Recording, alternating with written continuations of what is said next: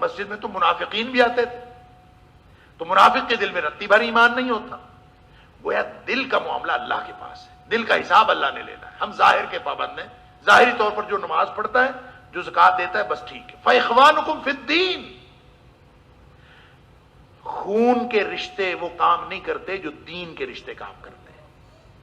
لہذا علم ولا ذمہ، کسی معاہدے کا ان کو پاس نہیں ہے، کسی رشتہ داری کا ان کو پاس نہیں ہے. لیکن اگر یہ ایمان قبول کر لیں گے تو پھر رشتہ داری قائم ہو جائے گی دین کی. فَإِخْوَانُكُمْ فِي الدِّينِ. جب یہ دینی بھائی بنیں گے نا تو اس کی بڑی اللہ کے ہاں بھی قدر ہے، اور دنیا میں بھی، اس دنیا میں بھی اور آخرت میں بھی جتنی مضبوطی دین کے رشتے میں ہے اتنی کسی اور چیز میں نہیں. فرمایا وَنُفَصِّلُ الْآيَاتِ لِقَوْمٍ يَعْلَمُونَ. ہم کھول کھول کے آیتیں بیان کرتے ہیں جو قوم علم حاصل کرنے کی کوشش کرے اور جاننے کی کوشش کرے. لِقَوْمٍ يَعْلَمُونَ، وہ قوم جو جانے. وَإِن نَكَثُوا أَيْمَانَهُمْ. اب دیکھیں ماحول بن گیا، اب بالکل کھل کھلا کے اللہ تعالیٰ نے حکم فرما دیا وَإِن نَكَثُوا أَيْمَانَهُمْ مِن بَعْدِ عَهْدِهِمْ. اگر انہوں نے توڑا ہے اپنی قسم کو، ایمان یمین کی جمع، اور اس کا مطلب ہوتا ہے قسم. تو ظاہر ہے معاہدہ اور قسم ایک ہی بات ہوتی ہے، معاہدے کی حیثیت بھی قسم کی طرح ہوتی ہے. اگر انہوں نے اپنے ایمان کو، یعنی اپنے وعدے کو، اپنے معاہدوں کو توڑا ہے، من بعد عہدہم، اپنی قسموں کو توڑ لیا وعدہ کرنے کے بعد، معاہدہ کرنے کے بعد، وطعنوا فی دینکم، اور تمہارے دین میں تان کے مرتکب ہوئے ہیں، یعنی دین کے بارے میں توہین کرتے ہیں، دین کے بارے میں مختلف قسم کے ریمارکس پاس کرتے ہیں، یا دین کو برا بھلا کہتے ہیں. دو باتیں ہو گئی نا، ایک تو معاہدہ توڑا اور دوسرا دین کی توہین کی، دین کے بارے میں برا بھلا کہا، تان کیا. فقاتلوا ائمۃ الکفر. اب یہ اس کا اسپیسیفک کانٹیکسٹ یہ ہے، خاص ریفرنس یہ ہے کہ مشرکین مکہ نے معاہدہ توڑا، دین کے بارے میں توہین کے مرتکب بھی ہوئے. انہوں نے یعنی یہ دین کے بارے میں توہین کا ارتکاب تو وہ ایک عرصہ دراز سے کر رہے تھے، تو یہ دونوں باتیں ان میں موجود ہیں. فقاتلوا ائمۃ الکفر. لہذا اب حجت تمام ہو گئی ہے، اب ان کفر کے اماموں کو قتل کرو، ان کی گردنیں اتارو. یہ کفر کے امام کون ہیں؟ قریش مکہ، مکے کے مشرک. اگرچہ مکہ کے اندر کوئی اس طرح سے امامت کا تصور نہیں تھا، وہاں پہ سرداری کا تصور یہ تھا کہ ہر قبیلے کا اپنا سردار ہوتا تھا. لیکن چونکہ مکہ مکرمہ کو انڈکلیئرڈ ایک کیپٹل کی حیثیت حاصل تھی، اور سب لوگ جو ہے مکہ کی ایک مرکزیت تھی. اللہ تعالیٰ نے فرمایا ام القریٰ، یہ بستیوں کی ماں ہے، اور سارے ہی لوگ مکہ کو مرکز سمجھتے تھے، کعبۃ اللہ کی وجہ سے بھی اور ان تجارتی میلوں کی وجہ سے بھی جو وہاں تھے، اور پھر کعبہ کی تولیت کی وجہ سے. قریش مکہ جو ہے ان کو ویسے بھی سرداری کی ایک کیفیت حاصل تھی، اور گویا وہ اپنے قبیلے کے سردار اور اپنے اس قبائلی سسٹم میں بھی جہاں الگ الگ ہر قبیلے کی اپنی سرداری تھی، وہاں پھر بھی قریشیوں کو سارے مشرکوں کا سردار ہونے کی حیثیت حاصل تھی. اس لیے فرمایا ائمۃ الکفر، فقاتلوا ائمۃ الکفر. یہ کفر کے امام ہیں، انہوں نے امامت کی ہے، اور ان کو قتل کرو. انہم لا ایمان لہم، ان کی کوئی قسم کا اعتبار نہیں، کوئی قسم نہیں ہے ان کی. لعلہم ینتہون، تاکہ یہ آئندہ باز آ جائیں اور اس طرح کی حرکتیں ختم کر دیں. ان کو اب قتل کرو. جب کفر کے امام قتل ہو جائیں گے نا تو پھر چھوٹے موٹے لوگ آئندہ اس طرح کی خلاف ورزیاں نہیں کریں گے، اس طرح معاہدے کی خلاف ورزی نہیں کریں گے. اب یہ دین کو تان کرنا اور معاہدہ توڑنا، یہ دو باتیں قتل کرنے کے لیے جواز کے طور پر یہاں اللہ کریم نے فرمائی کہ اگر کوئی دین کی توہین کرے اور معاہدے کی خلاف ورزی کرے تو اس کو قتل کر دینا جائز ہو گیا، اس کا حکم ہو گیا، اس کو قتل کر دینا چاہیے. اس سے ایک مسئلہ نکلا کہ جو ذمہ ہوتا ہے، ذمہ نے ایک معاہدہ کیا ہوتا ہے گورنمنٹ کے ساتھ، ریاست کے ساتھ ذمہ کا ایک معاہدہ ہوتا ہے. ذمہ اس غیر مسلم کو کہتے ہیں جو اسلامی ریاست کے اندر ایک معاہدے کے تحت رہ رہا ہوتا ہے، اور وہ جزیہ دیتا ہے، اور یعنی اس کا ٹیکس دیتا ہے کہ مجھے مسلمانوں کے ملک میں ایک شہری کے حقوق حاصل ہوں اور اس ذمی کو شہریت کے حقوق حاصل ہوتے ہیں، اس کی جان مال کا تحفظ وہ اسلامی ریاست کی ذمہ داری ہوتی. لیکن اگر وہ معاہدہ توڑ دے، وہ ریاست کے قوانین کی پابندی کرنا چھوڑ دے اور ریاست کا جو اتباع ہے اور ریاست کے قوانین کی جو پابندی ہے اس کا باغی ہو جائے، تو اس کا مطلب اس نے معاہدہ توڑ دیا. ایک تو یہ کہ ذمی اگر معاہدہ توڑ دیتا ہے اور دوسرا توہین کا مرتکب ہوتا ہے، طعنوا فی دینکم، تمہارے دین کے بارے میں توہین کا مرتکب ہوا، تو یہ دو جرائم ایسے ہیں جس کی بنیاد پر فقہاء نے اس بات کا فتویٰ جاری کیا ہے کہ ان کو قتل کیا جا سکتا ہے. ذمی اگر معاہدے کی خلاف ورزی کرے یعنی ریاستی قوانین سے بغاوت کر دے اور دوسرا وہ توہین دین کا مرتکب ہو، کوئی بھی ایسی بات کہے جو دین اسلام کی توہین کے مترادف ہو، اس کو قتل کیا جا سکتا. اس کے بارے میں امام ابو حنیفہ رحمۃ اللہ علیہ کا خیال یہ ہے کہ اگر کوئی ذمی اس نے ریاست کے قوانین سے بغاوت نہیں کی لیکن وہ طعن فی الدین کا مرتکب ہوا ہے، یعنی دین کے بارے میں اس نے کوئی ایسی باتیں کہی ہیں جو یعنی توہین کا مرتکب ہوا ہے، تو اس کو قتل نہیں کیا جائے گا، کیونکہ اس کے قتل کے لیے قرآن نے دو شرطیں لگائی ہیں، ایک معاہدے کی خلاف ورزی اور ایک طعن فی الدین. اگر وہ صرف دین کی توہین کرے، کوئی ذمی جو ہے کسی مسلمان ملک میں رہ کے کوئی ایسے کلمات کہے یا ایسی حرکتیں کرے جس سے دین کی توہین ہوتی ہو، تو اس کو قتل نہیں کیا جائے گا جب تک وہ ریاست کے ساتھ کیے ہوئے معاہدے کی پابندی کر رہا ہے، کیونکہ دو شرائط اللہ نے لگائی ہیں ان کو قتل کرنے کی. یہ امام ابو حنیفہ رحمۃ اللہ علیہ کا یہ خیال ہے. لیکن امام شافعی علیہ الرحمہ، امام احمد اور دیگر ائمہ کا خیال یہ ہے کہ کوئی شخص اگر توہین دین کا مرتکب ہو، توہین اسلام کا مرتکب ہو، تو توہین اسلام ہی ایسا جرم ہے کہ اس کے اندر ہی معاہدے کی خلاف ورزی والا جرم بھی شامل ہے. گویا اس کو دونوں معاہدوں کا، اس نے دونوں باتوں کا ارتکاب کیا ہے. یعنی ذمی اگر مسلمانوں کے ملک میں رہ رہا ہے تو اس کے معاہدے کے اندر یہ شامل ہے کہ وہ توہین نہیں کرے گا دین کی، اور اگر دین کی توہین کا وہ مرتکب ہوتا ہے تو از خود دونوں شرائط پوری ہو گئی. لہذا دیگر ائمہ اس بات کے قائل ہیں کہ اگر کوئی ذمی مسلم ریاست کے اندر رہتے ہوئے ایسا ہی کوئی بھی حرکت کرتا ہے جس سے شعائر اسلامیہ کی توہین ہوتی ہے تو اس کو قتل کیا جا سکتا ہے. جبکہ امام ابو حنیفہ رحمۃ اللہ علیہ کا خیال ہے کہ جب تک وہ ریاستی قوانین کی پابندی کر رہا ہے تو اس کو قتل نہیں کیا جا سکتا. الا تقاتلون قوما نکثوا ایمانہم، کیوں نہیں قتل کرتے تم ان لوگوں کو؟ اب یہ واضح ہو گیا، کیوں نہیں قتل کرتے تم ان لوگوں کو؟ اب یہ کیا ہے؟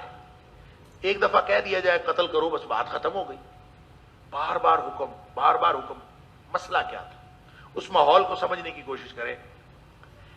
جو مدینے کے مہاجرین تھے، جو مکہ سے ہجرت کر کے مدینہ منورہ آئے، ان کی اکثریت کی رشتہ داریاں مکہ میں تھیں، اور بہت سارے ایسے مسلمان بھی تھے جو کمزور مسلمان تھے اور وہ اپنی کمزوری کے باعث یا اپنی خاندانی وجوہات کی بنا پر وہ ہجرت نہیں کر سکے، وہ مکے میں رہ گئے. بہت سارے ایسے مسلمان تھے جو مدینہ آ گئے ہجرت کر کے، ان کے بیوی بچے مکہ مکرمہ میں تھے. لہذا بڑی گہری اور گوڑی رشتہ داریاں تھیں ان کی آپس میں. ایک تو رشتہ داریاں، پھر کسی کے بیوی بچے وہاں پہ بیٹھے ہیں، کسی کے دوست احباب وہاں بیٹھے ہیں. تو کتنا مشکل ہوتا ہے جب یہ کہا جائے کہ ان کے خلاف اب جنگ کرو، جنگ کا موقع آ گیا اور حکم ہو رہا ہے کہ ان کو قتل کرو. اب ان کے دلوں میں، مسلمانوں کے دلوں میں اور صحابہ کرام کے دلوں میں طرح طرح کے شکوک و شبہات آ رہے تھے اس جنگ کے بارے میں کہ اب معاہدہ تو توڑ دیا قریش مکہ نے، اب ہمیں جب مکہ پر حملہ کرنا پڑے گا تو اب کیا حالات ہوں گے، ہمارے بچوں کا کیا بنے گا، ہمارے رشتہ داروں کا کیا بنے گا، اور کیا جب جنگ ہوگی، اور جب جنگ ہوتی ہے تو وہ تو پھر ہر چیز کو پیس کے رکھ دیتی ہے. وہاں پہ کوئی یہ تھوڑی پتہ چلتا ہے کہ کون مر رہا ہے اور کون نہیں مر رہا. اور جب جنگ ہوگی تو پھر ان سارے رشتہ داروں کا کیا بنے گا، ان مسلمانوں کا کیا بنے گا وہ جو مکے کے اندر موجود ہیں، ان ہمارے بیوی بچوں کا کیا بنے گا جو کمزور وہاں پہ موجود ہیں. تو یہ بہت طرح کی ٹائز تھی مسلمانوں کی مکہ کے اندر، جس کی وجہ سے مسلمان اس جنگ سے پسو پیش کر رہے تھے. ایسے ہی نہیں حاتب بن ابی بلتع نے خط لکھ دیا تھا وہاں مکے والوں کو کہ جناب تمہارے اوپر حملہ ہونے والا ہے. مطلب ایک بہت ہی اس کیفیت کو آپ اندازہ کریں کہ اس بستی کے اندر آپ کے بے شمار رشتہ دار رہتے ہوں اور ان میں سے کچھ مسلمان بھی رہتے ہوں، اور پھر آپ کو حکم ہو کہ اس بستی کے اوپر چڑھائی کر دیں، تو پتہ اس وقت چلتا ہے جب اس طرح کی سچویشن میں بندہ خود ہو۔ تو ان صحابہ کرام کے ایمان کا امتحان تھا، اور صحابہ کرام کو ظاہر ہے کہ کافروں کی تو کوئی ہمدردی نہیں تھی، چاہے وہ رشتہ دار تھے ان کی تو کوئی ہمدردی نہیں تھی، البتہ ان مسلمان رشتہ داروں کی ضرور ہمدردی تھی جو وہاں بیٹھے ہوئے تھے، یا کسی کے جو بیوی بچے وہاں پہ موجود تھے ان کی ہمدردی ضرور تھی۔ اس لیے اللہ تعالیٰ بار بار ان کو حکم دے رہا ہے کہ تمہیں اب لڑنا پڑے گا، اب یہ لڑائی کرنی پڑے گی۔ اسی لیے نبی کریم صلی اللہ علیہ وسلم نے مکہ کے اوپر جو چڑھائی تھی نا، اس کا جو پلان تھا، منصوبہ تھا، وہ آپ نے خفیہ رکھا تھا، ہم نے بتایا ہی نہیں کسی کو کہ ہم جا رہے ہیں، اور ایسی شاندار حکمت عملی کے تحت سبحان اللہ نبی کریم صلی اللہ علیہ وسلم نے مکہ فتح کیا ہے کہ وہاں جنگ ہوئی ہی نہیں، اور جنگ کیے بغیر مکہ فتح کر لیا۔ اور یہ نبی کریم صلی اللہ علیہ وسلم کی جنگی حکمت عملی کی، اور یعنی شاندار جنگی حکمت عملی کا ایک منہ بولتا ثبوت ہے کہ ایک جو بہت بڑا ٹارگٹ تھا جس کے بارے میں بار بار حکم آ گیا کہ اب ان کا قلع کم کرنا ضروری ہے، یہ ائمۃ الکفر یہاں پہ موجود ہیں، اور ان کو فتح کیا ہے، اور بغیر جنگ کے نبی پاک صلی اللہ علیہ وسلم نے فتح کر دیا۔ فرمایا الا تقاتلون قوما، کیوں نہیں لڑتے تم ان قوم کے خلاف، نقضوا ایمانہم، جنہوں نے معاہدہ بھی توڑا ہے۔ اب دیکھیں ان کے جرائم کی فہرست تو دیکھیں، معاہدہ انہوں نے توڑا، قسمیں انہوں نے توڑی، وہموا باخراج الرسول، اور یہ وہ سب لوگ تھے جنہوں نے نبی کریم صلی اللہ علیہ وسلم کو مکہ سے نکالنے کی پلاننگ کی۔ وہموا، سب نے ارادہ کیا۔ دار الندوہ میں کیا ہوا تھا؟ یہی سارے کافر تھے، انہوں نے مل کے، چاہے رشتہ دار تھے، چاہے چاچے تھے، چاہے جو مرضی تھے، انہوں نے مل کے سب نے پلان کیا تھا وہموا باخراج الرسول، نبی کریم صلی اللہ علیہ وسلم کے بارے میں کہ ان کو یہاں سے نکال باہر کیا جائے۔ کس نے فیصلہ کیا تھا؟ فرمایا یہ بھی جرم ان کا ہے۔ وَهُمْ بَدَؤُوكُمْ أَوَّلَ مَرَّةٍ، یہ جو تم پسو پیش کر رہے ہو نا کہ لڑنا ہے کہ نہیں لڑنا، چڑھائی کرنی ہے کہ نہیں کرنی، ہم بدؤکم اول مرہ، یہ تم شروع کرنے نہیں جا رہے، شروع تو انہوں نے کر رکھی ہے۔ یعنی پہلے مکہ میں کتنا ستایا مسلمانوں کو، چین سے بیٹھنے نہیں دیا وہاں، پھر وہاں سے مسلمان بیچارے نکل کھڑے ہوئے، ان کے مظالم سے تنگ آ کر حبشہ کی طرف گئے، پھر واپس آئے، پھر ان کے مظالم سے تنگ آ کر دوبارہ حبشہ کی طرف گئے، پھر وہاں رہتے رہے، اور مختلف قسم کے مظالم سہتے سہتے بالآخر ہجرت کر کے مدینہ منورہ آ گئے۔ تو مدینہ منورہ آنے کے بعد بھی انہوں نے چین سے کب بیٹھنے دیا ہے؟ پھر بدر کا مارکا ہوا، چڑھائی انہوں نے کی تھی، احد کا مارکا ہوا، چڑھائی انہوں نے کی تھی، احزاب کا مارکا ہوا، چڑھائی انہوں نے کی تھی۔ یہ تو پہلا موقع آیا ہے کہ مسلمان مکے پر چڑھائی کرنے جا رہے ہیں۔ وَهُمْ بَدَؤُوكُمْ أَوَّلَ مَرَّةٍ، شروع انہوں نے کی تھی۔ وہ لوگ پوچھتے ہیں نا کہ مسلمانوں کی جنگیں، نبی پاک صلی اللہ علیہ وسلم کے غزوات، یہ اقدامی تھے یا دفاعی تھے؟ تو فیصلہ ہو گیا کہ اس سے پہلے کے سارے دفاعی تھے۔ ہم بدؤکم اول مرہ، اب مسلمان جو چڑھائی کر رہے ہیں، جو آپ نے جا کے خیبر میں چڑھائی کی، یہ دفاعی نہیں تھا، یہ اقدامی تھا۔ آپ نے جو مکہ میں چڑھائی کی، یہ اقدام تھا، اور یہ پالیسی نبی کریم صلی اللہ علیہ وسلم نے چینج کی تھی۔ خود بخاری شریف کے اندر موجود ہے وہ حدیث کہ آپ نے فرمایا جب احزاب کے موقع پر ان کا محاصرہ ختم ہوا اور وہ نکل گئے، تو اس موقع پر نبی کریم صلی اللہ علیہ وسلم نے فرمایا الآن نغزوہم ولا یغزونا، اب ہم ان سے لڑیں گے، اب وہ نہیں ہم سے لڑیں گے، وَنَحْنُ نُسِيرُ إِلَيْهِمْ، اب ہم ان کی طرف پیش قدمی کریں گے۔ تو یہ تو پہلا موقع آیا تھا کہ مسلمان مکہ والوں کے خلاف پیش قدمی کرنے جا رہے تھے، اللہ اس کو انڈورس فرما رہا ہے۔ اللہ فرماتا ہے وَهُمْ بَدَؤُوكُمْ أَوَّلَ مَرَّةٍ، آج تک تو ساری کارروائیاں انہوں نے کی ہیں نا، تو اب تمہیں کیا ہے کہ تم کیوں نہیں لڑتے، کیوں پسے پیش کر رہے ہو؟ جاؤ لڑو جا کے۔ أَتَخْشَوْنَهُمْ، کیا تم ڈرتے ہو ان سے؟ فَاللَّهُ أَحَقُّ أَن تَخْشَوْهُ، صرف اللہ اس بات کے لائق شان ہے کہ اس سے ڈرا جائے، باقی سارے اندیشے، سارے خوف جھٹک دو ان کنتم مومنین، اگر تم مومن ہو تو پھر باقی سارے اندیشے جھٹک دو، بس اللہ سے ڈرو. قاتلوہم، پھر وہی دیکھیں بار بار تاکید، مارو جا کے ان کو، قتل کرو. اس سے کیا ہوگا؟ یعذبہم اللہ بایدیکم، اللہ تمہارے ہاتھوں ان کو سزا دے گا. اب یہ ان کو سزا ملنے والی ہے، وہی جو میں پہلے عرض کر رہا تھا کہ عذاب اور سزا جب حجت تمام ہو جاتی ہے تو پھر اللہ کی طرف سے عذاب آتا ہے. تو یہ ملیا میٹ تو نہیں ہوئے، لیکن ان کو ایک سزا تو بدر میں مل چکی، کچھ سزا ان کو ملی احد میں بھی ملی، اگرچہ مسلمان اپنی غلطی کی وجہ سے اس فتح کو قائم نہ رکھ سکے، ایک اجتہادی غلطی کی وجہ سے، اور پھر اس کے بعد اب ان کو گویا حتمی سزا دینے کا پلان تیار ہو رہا ہے. یعذبہم اللہ بایدیکم، ان کو اللہ سزا دے گا تمہارے ہاتھوں سے. اور ایک وعدہ یہ ہے کہ وَيُخْزِهِمْ، ان کو رسوا کرے گا اللہ تعالیٰ تمہارے ہاتھوں. اب یہ سارے کے سارے رسوا ہو کر تمہارے زیر نگی ہوں گے. وَيَنْصُرْكُمْ عَلَيْهِمْ، اور اللہ تعالیٰ ان کے اوپر تمہاری مدد بھی کرے گا. یہ وعدے کیے جا رہے ہیں اللہ کی طرف سے. 6 وعدے ان 2 آیات میں کیے گئے، اور 6 کے 6 وعدے اللہ تعالیٰ نے پورے فرمائے. اور فرمایا وَيَشْفِ صُدُورَ قَوْمٍ مُؤْمِنِينَ، اہل ایمان کے دلوں میں یہ جو تذبذب ہے نا، یہ جو دلوں کے اندر ایک خودختی لگی ہوئی ہے، دلوں کے اندر ایک بے چینی سی ہے کہ پتہ نہیں کیا ہوگا. وَيَشْفِ صُدُورَ قَوْمٍ مُؤْمِنِينَ، جو مومن وہاں بیٹھے بے چین ہیں یا جو یہاں بیٹھے مومن بے چین ہیں، ہر طرح کے مومنوں کے دلوں کو اللہ تعالیٰ شفا عطا فرمائے گا. یعنی مومنوں کو دل کا چین ملے گا، یہ اللہ تعالیٰ نے وعدہ کیا تھا. وَيُذْهِبُ غَيْظَ قُلُوبِهِمْ، اور جن مومنوں کے دلوں میں غصہ بھی ہے اور بہت ساری سزائیں ہم نے بھگتی ہیں، بہت سارے مظالم ہم نے سہے ہیں، تو اس کی سزا جب ان کو ملے گی تو ہمارے دلوں کا غصہ چلا جائے گا. فرمایا یہ بھی اللہ نے وعدہ کر دیا کہ وَيُذْهِبُ غَيْظَ قُلُوبِهِمْ، تمہارے دلوں کا، یعنی ان مسلمانوں کے اہل ایمان کے دلوں کا، اہل ایمان کے دلوں کو چین بھی نصیب ہوگا اور اہل ایمان کے دلوں کا غصہ بھی جاتا رہے گا.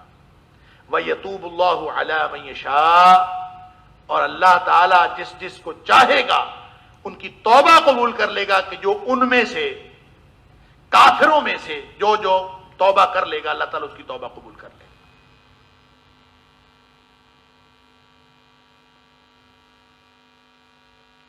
بسم اللہ،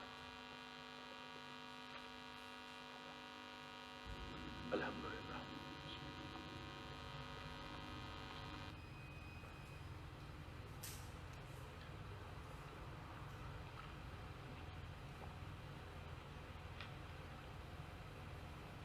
الحمدللہ.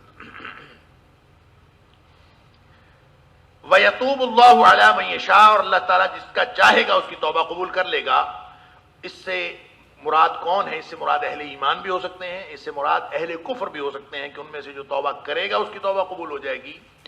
یا پھر یہ جو اہل ایمان ہیں ان میں سے بھی ہر ایک کو توبہ اللہ کی طرف قبول ہو جائے، اس کی ضرورت ہر شخص کو ہے. استغفار اور توبہ صرف ان لوگوں کے لیے نہیں ہے جن سے گناہ سرزد ہوئے ہو، بلکہ استغفار اور توبہ ہر مسلمان کا منہج ہے.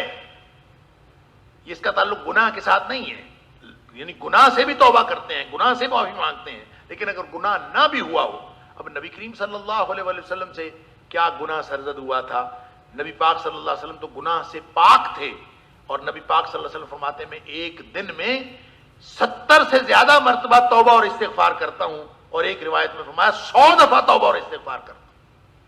تو اس کا مطلب یہ ہوا کہ یہ توبہ کی قبولیت کا یہ جو وعدہ ہے یہ اہل ایمان کے لیے ہے. اور ایک معنی، ایک مفہوم ہو سکتا ہے کہ وہ لوگ جن کی اللہ توبہ چاہے گا تو قبول کر لے گا، اس سے مراد وہ بھی ہو سکتے ہیں. واللہ علیم الحکیم، اور جاننے والا اور حکمتوں والا اللہ ہی ہے. ام حسبتم ان تتركوا ولما يعلم الله الذين جاهدوا منكم ولم يتخذوا من دون الله ولا رسوله ولا المؤمنين وليا. اللہ اکبر. اب یہ آگے جو آیات آ رہی ہیں، یہ آیت بھی اور اس کے بعد جو آیت نمبر 23 اور 24 ہے وہاں جا کے پھر یہ بڑی ایک بنیادی آیات ہیں جو اس یوں کہہ لیجئے کہ اس فلسفی کو واضح کرتی ہیں کہ جب کافروں سے لڑنا پڑتا ہے، جب ایسی صورتحال آتی ہے کہ آپ کو مقابلے میں جن کے ساتھ آپ جنگ کرنے کے لیے جا رہے ہیں وہاں پہ آپ کے بھائی بھی موجود ہوں، آپ کے رشتہ دار بھی موجود ہوں، آپ کے خاندان والے موجود ہوں یا آپ کی اولادیں موجود ہوں، تو اس وقت کیا کرنا ہے؟ ایمان کا یہ جو امتحان ہوتا ہے، یہ جو امتحان کی کیفیت ہے، اس کے اوپر جو خاص حکم ہے وہ یہاں پہ فرمایا جا رہا ہے۔ فرمایا ام حسبتم، کیا تم یہ گمان کرتے ہو، کیا تم نے یہ گمان کر لیا ان تترکو، کہ تم چھوڑ دیے جاؤ گے ایسے ہی؟ یعنی مکہ والوں کے اوپر چڑھائی کیے بغیر تم چھوڑ دیے جاؤ گے؟ یہ کیسے ہو سکتا ہے؟ یہ کیسے تم نے گمان کر لیا؟ اللہ اکبر! یہ جو ام حسبتم کا سوال ہے نا، یہ دو جگہ اور بھی اللہ تعالیٰ نے فرمایا ہے۔ سورہ بقرہ میں ہم پڑھا ہے، آیت نمبر 214 ہے غالباً، ام حسبتم ان تدخلوا الجنہ، تم نے کیا یہ گمان کر لیا ہے کہ تم جنت میں داخل ہو جاؤ گے؟ وَلَمَّا يَأْتِكُمْ مَثَلُ الَّذِينَ خَلَوْا مِن قَبْلِكُمْ، ابھی تو تمہارے اوپر وہ حالات ہی نہیں آئے جو تم سے پہلے لوگوں کے اوپر حالات آئے تھے۔ کیا حالات؟ مَسَّتْهُمُ الْبَأْسَاءُ وَالضَّرَّاءُ وَزُلْزِلُوا، ان کو جسمانی تکلیفیں اور مالی تنگیاں، مالی تنگ دستی، اس طرح ان کو مبتلا کیا گیا اور ہلا کر رکھ دیے گئے، حتیٰ یقول الرسول والذین معہ متی نصر اللہ، نبی بھی پکار اٹھے اور ان کے ساتھ جو اہل ایمان تھے وہ بھی پکار اٹھے اللہ کی مدد کب آئے گی؟ جب تک یہ حالات نہ ہوں جنت نہیں ملتی، اس طرح نہیں ملتی، اللہ تعالیٰ امتحان کرتا۔ کیسے تم نے گمان کر لیا ان سختیوں کے بغیر تم جنت میں چلے جاؤ؟ اسی طرح آیت نمبر 142 سورہ آل عمران کے اندر فرمایا کہ ام حسبتم ان تدخلوا الجنہ، کیا تم نے یہ گمان کر لیا کہ تم جنت میں چلے جاؤ گے؟ وَلَمَّا يَعْلَمِ اللَّهُ الَّذِينَ جَاهَدُوا مِنْكُمْ، ابھی تو اللہ نے یہ معلوم کرنا ہے کہ تم میں سے جہاد کرنے والے کون ہیں۔ یعنی اللہ تعالیٰ ہر جگہ امتحان کرتا ہے، اس امتحان کے بغیر جنت نہیں ملنی۔ یہاں پہ یعنی اسی طرح کا ایک ام حسبتم سے ہی اسی طرح یعنی بنیادی فلسفی بتائی جا رہی۔ ام حسبتم، کیا تم نے یہ گمان کر لیا ان تترکو، کہ تم ایسے چھوڑ دیے جاؤ گے، یعنی مکے پہ ہمیں چڑھائی نہ کرنی پڑے، ایسے ہی ہم اس دنیا سے چلے جائیں، ہمیں ایسے چھوڑ دیے جائیں، یہ والا امتحان نہ ہو، یہ تم نے یہ سوچ لیا۔ وَلَمَّا يَعْلَمِ اللَّهُ الَّذِينَ جَاهَدُوا مِنْكُمْ، ابھی تو اللہ نے یہ معلوم ہی نہیں کیا، تمہارا امتحان نہیں کیا کہ تم میں سے کون جہاد کرنے والا ہے اور کون نہیں۔ اللہ، یہ امتحان ہوگا پھر جنت ملے گی۔ یہ اس آیت کا نمبر ہے 16۔ ڈاکٹر اسرار مرحوم رحمہ اللہ ایک بات کیا کرتے تھے، پتہ نہیں اس کا کیا مطلب ہے، اس سے وہ نتیجہ کیا نکالتے تھے۔ وہ کہتے تھے کہ یہ تینوں آیات جو ہیں، سورہ آل عمران کی آیت بھی اور سورہ بقرہ کی آیت بھی اور یہ والی جو سورہ توبہ کی آیت ہے، جس تینوں میں اللہ تعالیٰ نے یہ سوال کیا ام حسبتم، یہ جو ایک طرح کی ایک ہی مضمون کی آیات ہیں، وہ کہتے ہیں اس میں ایک اور بھی بڑی ہی اہم مشابہت ہے۔ ایک تو مضمون کی اور الفاظ کی مشابہت ہے، اور وہ کہتے ہیں ایک مشابہت اور بھی ہے کہ جو آیات کے نمبر ہیں نا، ان کا جو حاصل جمع ہے، ان کے ہندسوں کا حاصل جمع ایک ہی آتا ہے۔ یعنی ایک آیت ہے آیت نمبر 214 سورۃ البقرہ کی، اور اس کے تینوں ڈیجٹس کو آپس میں جمع کریں تو 7 بنتا ہے، 2 1 اور 4 7 بنتا ہے۔ سورہ آل عمران کی آیت ہے 142، وہ بھی 7 بنتا ہے، 2 4 اور 1 7۔ اور جو سورہ توبہ کی ہے آیت نمبر 16 ہے، یہ بھی 7 بنتا ہے، 6 اور 1 7۔ اور وہ یہ مشابہت بیان کیا کرتے تھے کہ ان تینوں کا جو ہے وہ آیات کا جو نمبر ہے ان کے ہندسوں کا حاصل جمع بھی ایک آتا ہے۔ اس سے نتیجہ کیا نکالتے تھے یہ مجھے علم نہیں ہے، وہ کیوں اس کی مشابہت، البتہ یہ جو نمبروں کی مشابہت ہے واللہ اعلم، یہ لوگوں نے بڑی نکالی ہے، نمبروں پہ بہت لوگوں نے کام کیا۔ وہ جو 19 کا حصہ آتا ہے نا سورہ مدثر کے اندر، کہ اللہ تعالیٰ فرماتا ہے کہ ہم نے جو علیہا 19 کہ جہنم کے اوپر 19 داروغے، وہ یہ 19 کا نام سن کر وہ شور مچایا تھا بہت انہوں نے کفار مکہ نے کہ 19 کا تو مسئلہ ہی کوئی نہیں، ہم ان کو پکڑ لیں گے، میں یہ کر لوں گا۔ وہ کہتا تھا ایک ایک بندہ یعنی 2 بندے ایک ایک کو پکڑ لیں، 10 بندے ایک ایک کو پکڑ لیں، ایسی پلاننگ کرتے تھے، ہرزہ سرائی کرتے تھے۔ کلدہ پہلوان تھا، اس نے کہا کہ 17 کو تو میں اکیلا پکڑ لوں گا، 2 کو تم سب مل کے پکڑ لینا۔ عجیب و غریب ہرزہ سرائیاں کی۔ اللہ تعالیٰ فرماتا ہے وَمَا جَعَلْنَا عِدَّتَهُمْ إِلَّا فِتْنَةً لِلَّذِينَ كَفَرُوا۔ یہ جو تعداد بتائی ہے نا، یہ تو صرف لوگوں کے لیے ایک آزمائش تھی، کافروں کو آزمایا گیا تھا یہ تعداد بتا کے، مگر نہ اللہ کے فرشتوں کی تعداد۔ وَمَا يَعْلَمُ جُنُودَ رَبِّكَ إِلَّا هُوَ، اللہ کے فرشتوں کی تعداد کتنی ہے وہ سوائے اللہ کے کوئی نہیں جانتا، لیکن 19 کے عدد کو پکڑ لیا لوگوں نے۔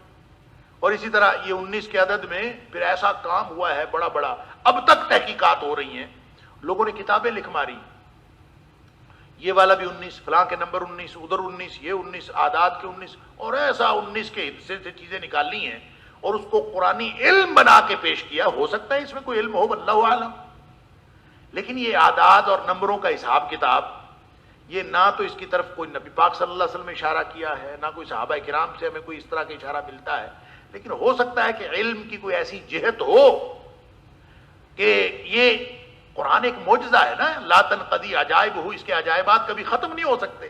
ہو سکتا ہے یہ بھی ایک نقطہ اس میں موجود ہو، اور جو آئندہ کبھی اس میں سے نکلے کہ یہ 7 کا جو عدد بن رہا ہے اس کی کیا وجہ ہے، ہو سکتا ہے اس کی بھی کوئی مشابہت اس کے ساتھ ہو، جیسے جو آیت نمبر 110 آئے گی نا سورہ توبہ کی، آگے پڑھیں گے، اس کی بھی لوگوں نے عجیب و غریب مشابہت بنائی ہوئی ہے کہ اس میں وہ مسجد زرار جو بنائی تھی منافقین نے، اس کو گرانے کا منصوبہ تھا نا، تو نبی پاک صلی اللہ علیہ وسلم نے تبوک پر جاتے ہوئے جب وہاں پہنچیں گے تو میں پھر عرض کروں گا، یہ مناسبتیں لوگوں نے بنائی ہوئی ہیں، مجھے نہیں معلوم کہ اس کا کوئی کسی علم کے ساتھ تعلق ہے یا نہیں۔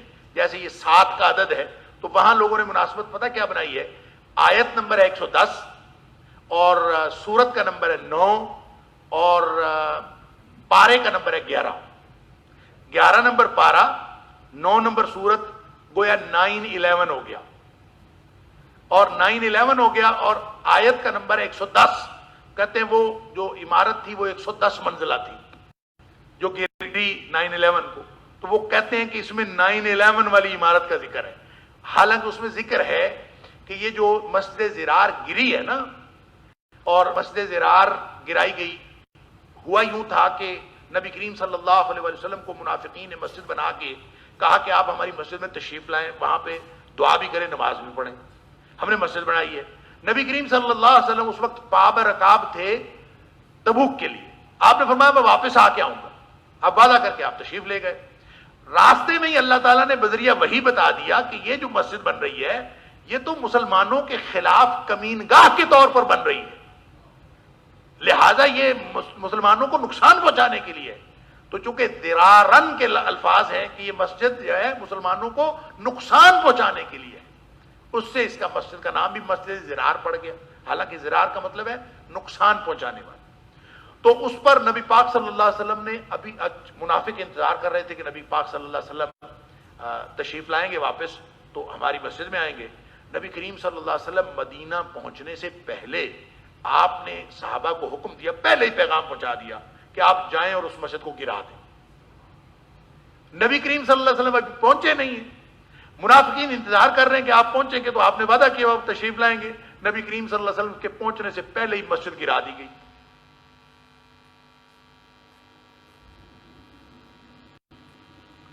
نبی کریم صلی اللہ علیہ وسلم کے پہنچنے سے پہلے ہی مسجد گرا دی گئی۔ تو وہ جو مسجد گری تو ان کو سمجھ ہی نہیں آئی منافقوں کو ہمارے ساتھ ہوا کیا ہے، کہ ہم تو انتظار کر رہے تھے کہ نبی پاک صلی اللہ علیہ وسلم آئیں گے۔